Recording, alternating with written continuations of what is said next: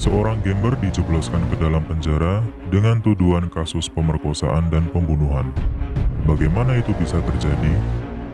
Kalau kamu penasaran sama cerita selengkapnya, tonton video ini beberapa menit ke depan. Jangan lupa untuk subscribe kalau kamu suka sama video ini, dan aktifkan lonceng notifikasi agar tidak ketinggalan video baru selanjutnya. Film ini berjudul Fabricated City, yang rilis tahun 2017 di Korea Selatan.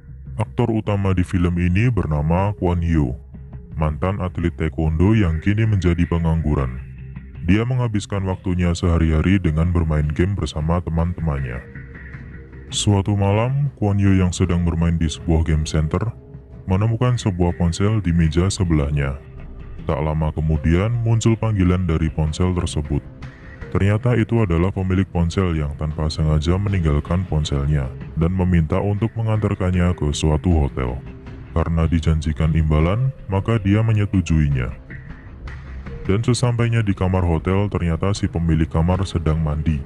Jadi Kwon Hyo diminta untuk langsung mengambil imbalannya di lantai atas. Setelah mengambil uang, dia langsung buru-buru pergi karena perasaannya tidak enak.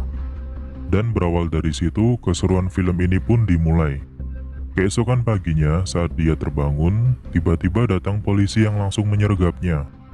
Ternyata dia ditangkap dengan dugaan kasus pemerkosaan dan pembunuhan terhadap wanita pemilik ponsel yang tadi. Dan di kamarnya juga ditemukan sebuah pisau yang berlumuran darah. Loh, kok bisa?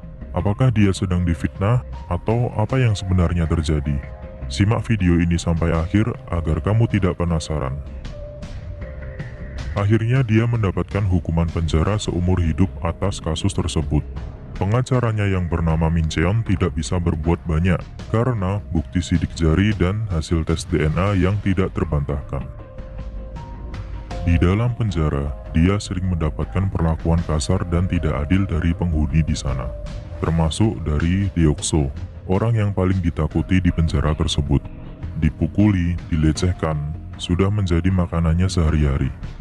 Sempat sesekali Kwon Hyo melawan, namun hal ini ternyata membuat Deokso marah besar.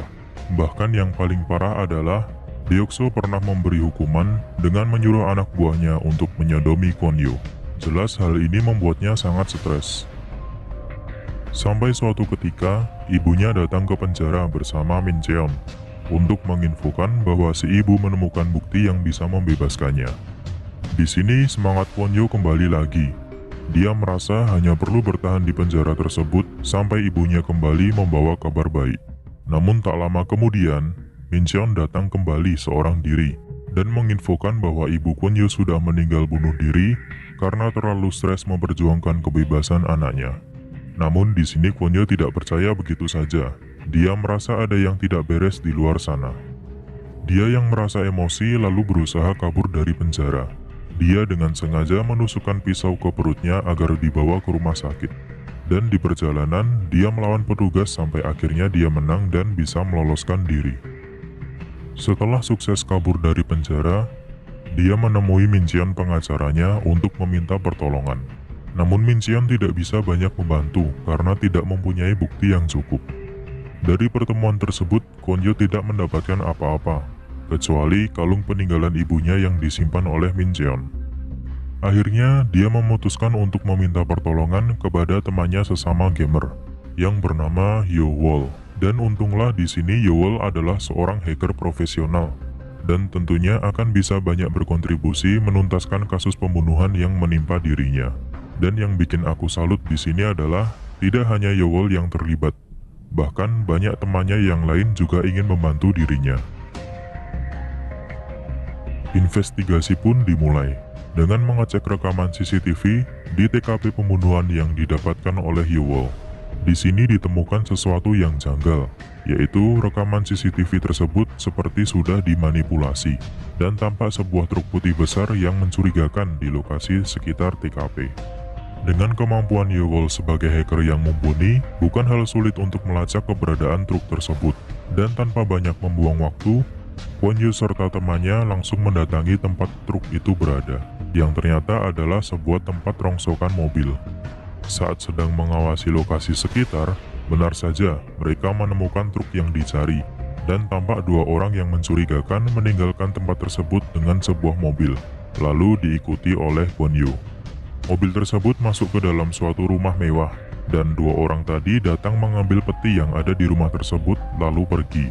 Sedangkan Kwon Yo menetap untuk mencari informasi, dan dia menemukan hal yang mengagetkan, yaitu terlihat isi rumah berlumuran darah seperti bekas TKP pembunuhan.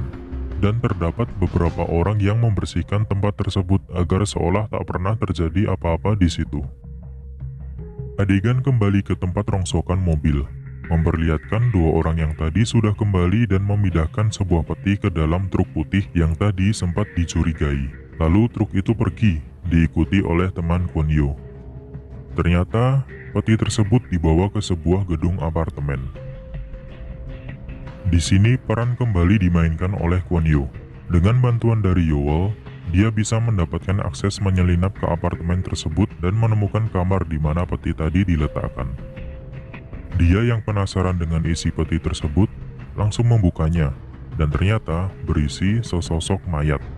Dan tak lama kemudian, lagi-lagi muncul orang-orang yang berada di rumah mewah sebelumnya. Kalau sebelumnya mereka membersihkan tempat yang terlihat seperti TKP pembunuhan, namun di apartemen ini mereka malah seperti membuat atau merekayasanya menjadi seperti TKP pembunuhan. Nah, bingung kan? Makanya tetap simak video ini sampai akhir, karena cerita serunya masih berlanjut. Setelah orang-orang tadi pergi, Kwon Yo langsung mengecek kembali tempat tersebut. Dan di sini mungkin kalian tidak menyangka-nyangka. Kenapa? Karena tanpa sadar Kwon Yo sedang dimata-matai dari kamera kecil yang ada di kamar tersebut. Dan di balik kamera itu adalah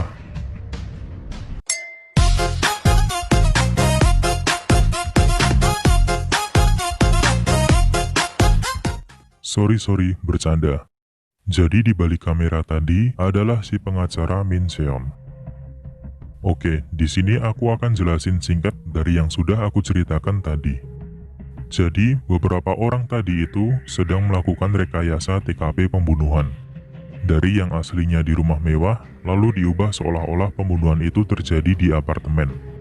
Untuk apa hal tersebut dilakukan? Min Seon ini mempunyai pekerjaan sampingan yang bejat, yaitu memalsukan kejadian pembunuhan. Banyak orang-orang kaya termasuk pejabat yang tersandung kasus pembunuhan, dan karena tidak ingin tertangkap oleh polisi, maka mereka menggunakan jasanya, agar pembunuhan tersebut dituduhkan ke orang lain yang tidak bersalah dengan cara merekayasa TKP pembunuhan dan meninggalkan sidik jari korban yang akan dituduh atau difitnah. Mungkin ini juga yang terjadi pada Kwon Yo.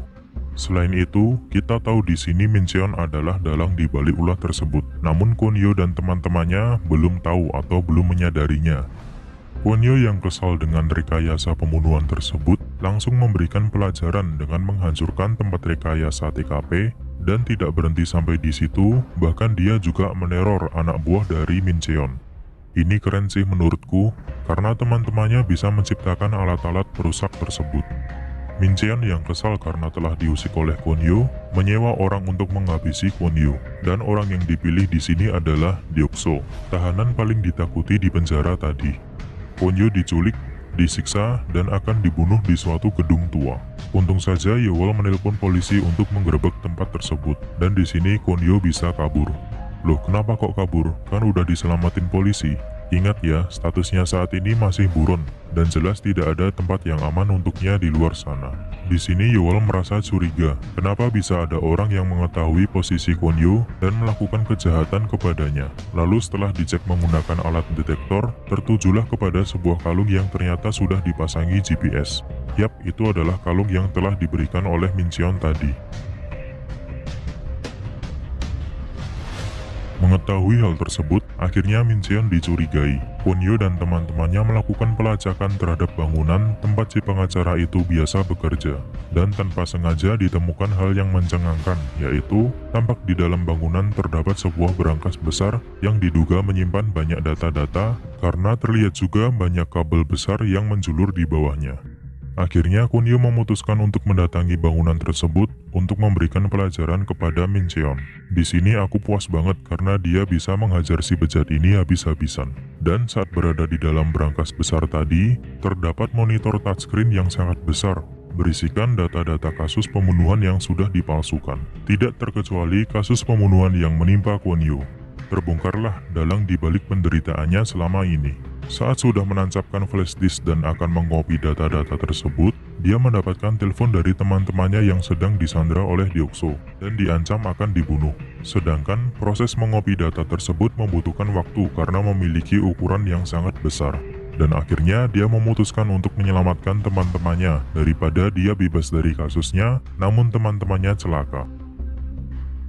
Akhirnya dia mendatangi teman-temannya yang disekap. Dan tentu di sini terjadilah perkelahian di dalam kegelapan yang cukup keren. Dan di sini dia dapat memenangkan pertarungan tersebut dan menyelamatkan teman-temannya. Namun seluruh kota sudah heboh karena keberadaan Kwon Yo sudah diketahui polisi. Dia pun tampak bingung harus melakukan apa lagi. Sehingga dia menyerah dan merelakan dirinya untuk ditangkap polisi. Dan di sini Min Cheon tampak sangat kegirangan melihat hal tersebut. Apakah cerita selesai sampai di situ dan berakhir tidak bahagia? Jelas tidak. Di tengah kegirangan Min Cheon berubah menjadi suatu kepanikan karena tiba-tiba datanya lenyap. Loh, kok bisa? Ingat kan flash disk tadi yang dipasang oleh Kwon Yo? Ternyata itu belum dilepas. Dan selama mereka sibuk dengan kasus penculikan, data-datanya sudah berhasil dipindahkan ke tempat lain. Wah, emang cerdik banget sih ini. Sedangkan teman-temannya yang sudah dibebaskan tadi menyiapkan siaran live untuk menyiarkan data-data video yang sudah dicuri dari Min Cheon. Singkat cerita, semua kasus terbongkar, kebusukan Min Cheon tersebar luas ke publik, Kwon Yo yang tadinya buron, kini bisa bebas karena sudah ada bukti yang menyatakan dirinya tidak bersalah. Dan film ini berakhir bahagia. Terima kasih sudah menonton video ini. Pastikan kamu subscribe kalau suka sama video barusan agar tidak ketinggalan video-video seru lainnya. Kamu juga boleh request film untuk diceritakan dengan tuliskan di kolom komentar.